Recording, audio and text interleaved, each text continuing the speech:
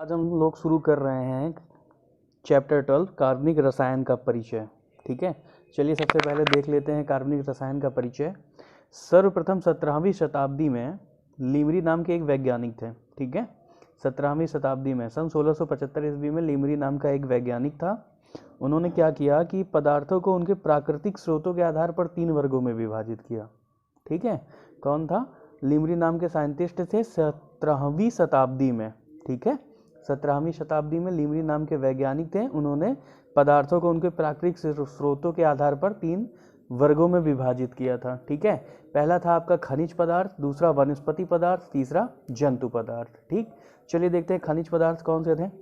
वे रासायनिक पदार्थ जिन्हें खनिजों से प्राप्त किया जाता था वो खनिज पदार्थ कहलाते थे, जैसे सोना, चांदी, तांबा, नमक, सोरा, नौशादर इत्यादि। ये सब क्या थे?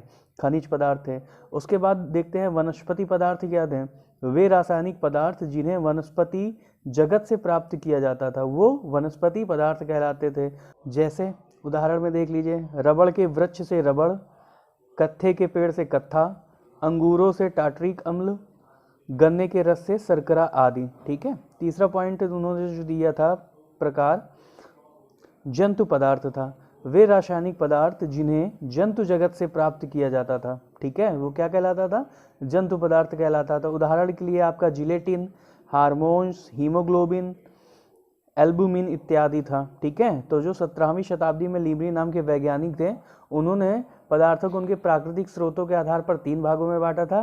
पहला आपका खनिज पदार्थ, दूसरा वनस्पति पदार्थ और तीसरा जंतु पदार्थ। ठीक है, इसके बाद बेटा 18वीं शताब्दी में लेवाजिये नाम के एक वैज्ञानिक थे। ठीक है, इन्होंने क्या किया? 18वीं शताब्दी में लेवाजियो ने अपने प्रयोग किए। ठीक, और उन्होंने अपने प्रयोगों के आधार पर बताया कि जो वनस्पति है और जंतु हैं, ठीक है, वनस्पति और जंतु स्रोतों से प्राप्त सभी यौगिकों में जितने भी यानी कि इनके जो यौगिक प्राप्त होते थे किससे? वनस्पति और जंतु से। ठीक है, स्रोतों से प्राप्त सभी यौगिकों में कार्बन, क्या?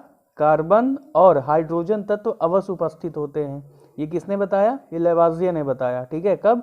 18वीं शताब्दी में। क्या बताया कि वनस्पति और जंतु स्रोतों से प्राप्त जितने भी यौगिक होते हैं उनमें कार्बन और हाइड्रोजन तत्व अवश्य उपस्थित होते हैं। ठीक है, तथा उनमें ऑक्सीजन, नाइट्रोजन, फास्फोरस और सल्फर तत्व भी उपस्थित हो सकते हैं। इन प्रयोगों से यह ज्ञात हुआ कि कई पदार्थ ऐसे थे जो जंतु व वनस्पति दोनों स्रोतों से प्राप्त किए जा सकते थे। ठीक है, इन्होंने क्या बताया?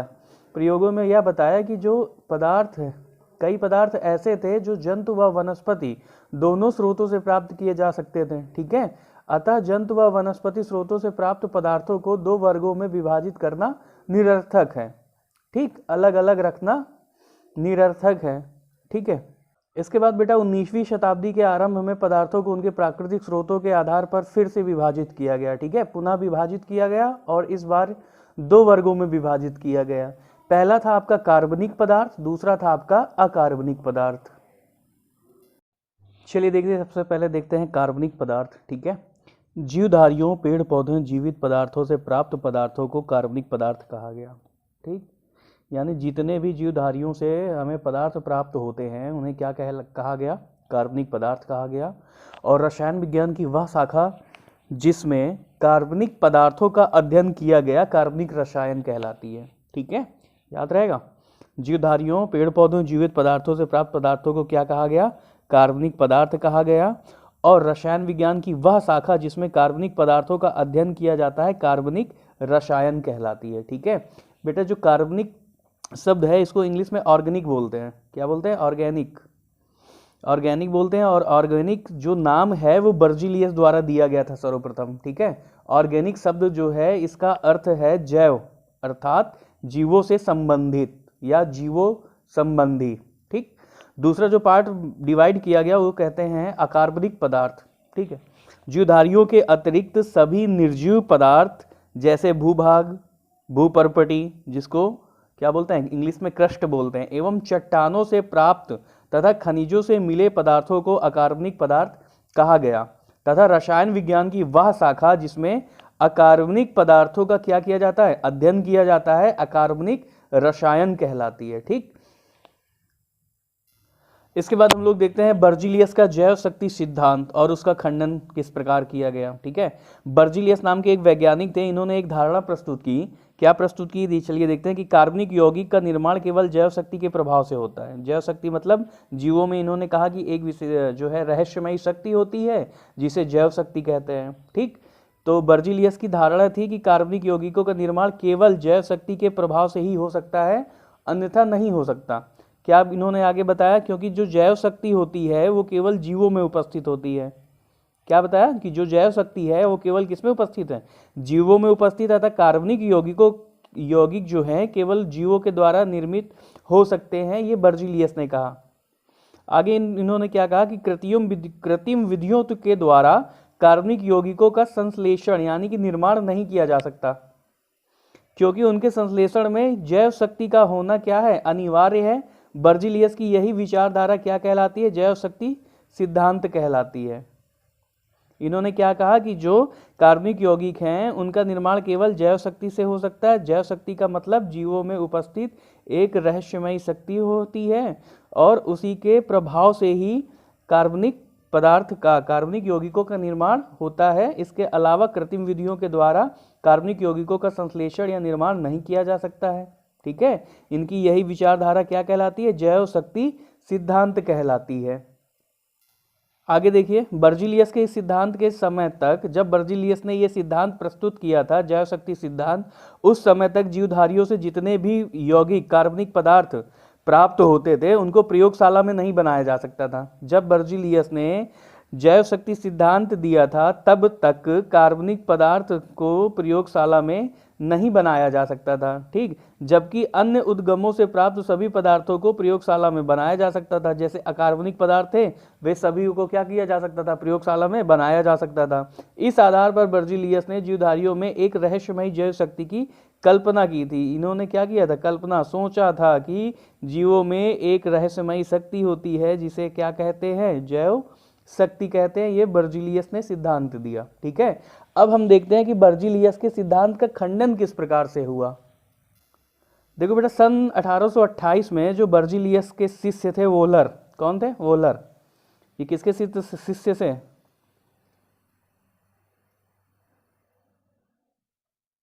बर्जीलियस के ही शिष्य वोलर थे। क्या किया कि दो अकार्बनिक पदार्थ लिए। पहला कार्बनिक पदार्थ इन्होंने अमोनिया लिया और दूसरा इन्होंने साइनिक अम्ल लिया। ठीक है, पहला पदार्थ अमोनिया, दूसरा साइनिक अम्ल लिया। इनके बीच में अभिक्रिया कराई। अभिक्रिया के फलस्वरूप हमें अमोनियम साइनेट इन्हें प्राप्त हुआ। किसे प्राप्त हुआ, ओहलर को। अमोनिया और साइनिक अम्ल की अभिक्रिया कराने से इसे क्या प्राप्त हुआ, अमोनियम साइनेट प्राप्त हुआ। और इसने क्या किया, अमोनियम साइनेट को गर्म किया। क्या किया, गर्म किया, जिससे कार्बनिक पदार्थ क्या प्राप्त हुआ, यूरिया प्राप्त हुआ। इस प्रयोग से बर्जीलियस की विचारधारा का क्या हो गया, खंडन हो गया। क्यों खंडन हुआ, क्योंकि बर्जीलियस ने क्या कहा था कि कार्बनिक पदार्थ को हम प्रयोगशाला में नहीं बना सकते, और इन्हीं के शिष्य ओहलर ने प्रयोगशाला में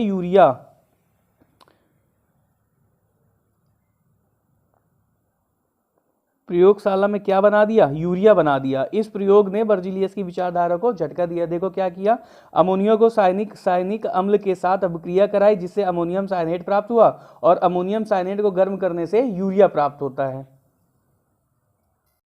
चलिए देखिए बेटा, होलर की खोज से जैव शक्ति सिद्धांत का खंडन हुआ। ठीक है, उसके बाद प्रयोगशाला में अकार्बनिक पदार्थों से जो ये कार्बनिक पदार्थों को बनाने के प्रयत्न शुरू हुए। सबसे पहले किसने किया था, ओहलर ने किया था। क्या बनाया था, यूरिया बनाया था। इसके बाद 1845 में कोल्बे नाम के साइंटिस्ट थे, इन्होंने क्या किया, एसिटिक अम्ल का निर्माण कर दिया प्रयोगशाला में। ठीक, उसके बाद 1856 में आपके बर्थोले नाम के साइंटिस्ट थे, इन्होंने मेथेन का संश्लेषण कर दिया प्रयोगशाला में। ठीक, इन प्रयोगों से बर्जीलियस ने जो आपका जैव शक्ति सिद्धांत दिया था इसका पूर्ण रूप से अंत हो गया।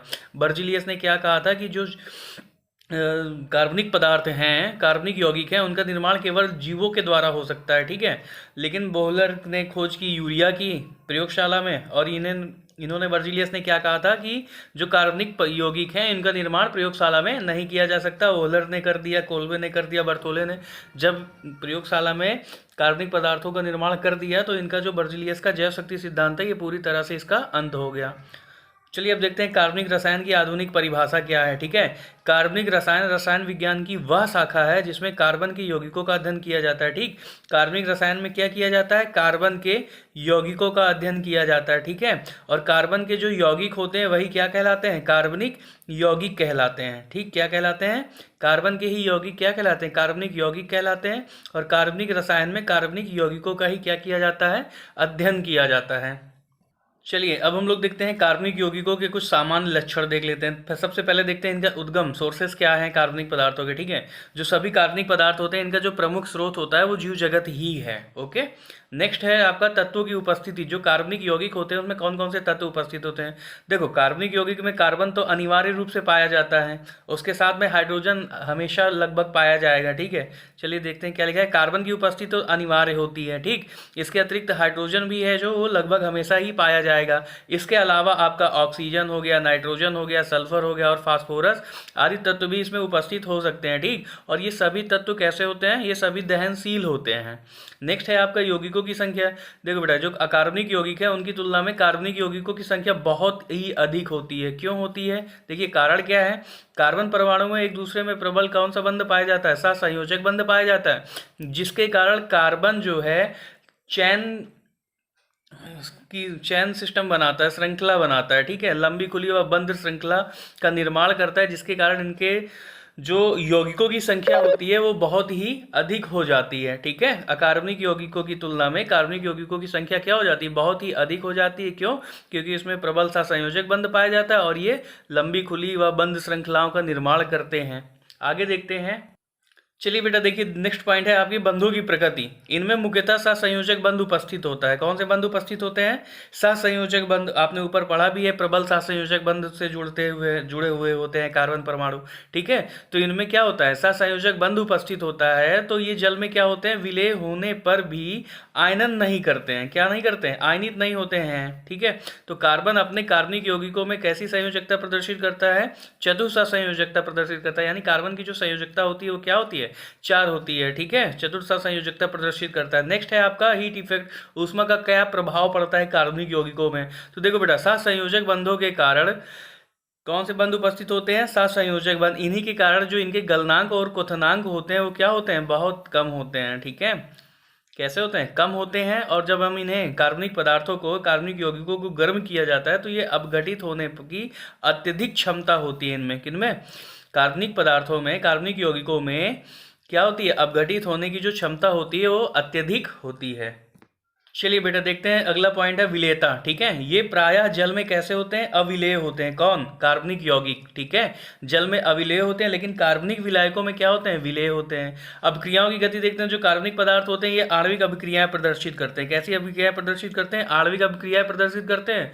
और इसी कारण जो इनकी गति होती है वो प्रायः कैसी होती है, मंद होती है। ठीक, नेक्स्ट देखते हैं कार्बनिक यौगिकों में जो कार्बन कार्बन के बीच में सिंगल बॉन्ड भी हो सकता है, कार्बन और कार्बन के बीच में ट्रिपल बॉन्ड भी हो सकता है। ठीक, कार्बन कार्बन के ही मध्य नहीं, कार्बन और बल्कि नाइट्रोजन ऑक्सीजन और सल्फर के साथ। ठीक है, कौन, कार्बन, कार्बन नाइट्रोजन के साथ, कार्बन ऑक्सीजन के साथ और कार्बन सल्फर के साथ भी सिंगल बॉन्ड और ट्रिपल बॉन्ड बनाता है। ठीक है, नेक्स्ट बेटा देखते हैं हम लोग कार्बनिक यौगिक के स्रोत क्या क्या है।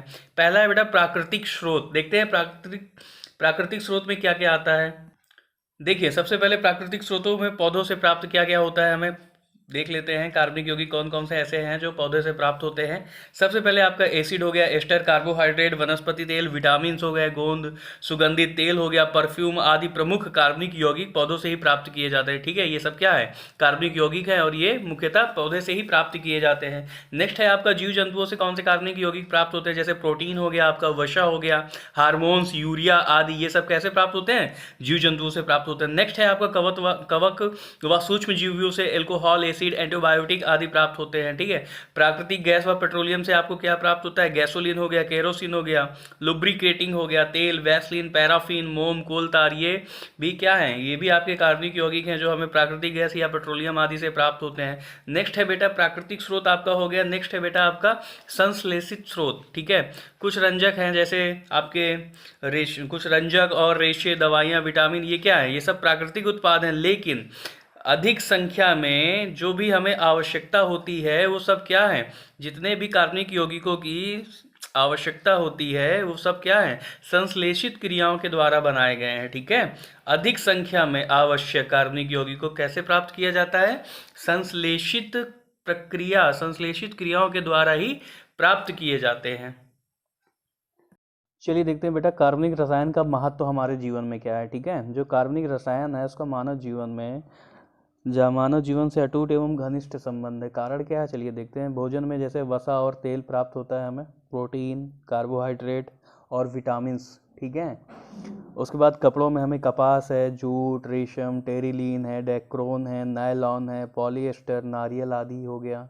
औषधियों में पेनिसिलिन है, स्ट्रेप्टोमाइसिन है, एस्पिरिन है, सल्फा ड्रग्स, क्यूनिन आदि हो गया। इत्र यानी परफ्यूम में आपको आयोनोन, सिट्रल, कैम्फर, वैनिलीन आदि प्राप्त होता है। कुछ विस्फोटक पदार्थ हैं जैसे नाइट्रोग्लिसरीन है। ईंधन में आपका लकड़ी, स्प्रिट, मिट्टी का तेल, पेट्रोल, डीजल आदि ये जितनी भी चीज़ें हमें प्राप्त होती हैं या तो ये कार्बनिक यौगिक होती हैं या कार्बनिक यौगिकों का प्रमुख कार्बनिक देखिए या उनके प्रमुख अवयव होते हैं। ठीक है, ये सब क्या कहलाते हैं, ये सब क्या हैं, कार्बनिक यौगिक हैं।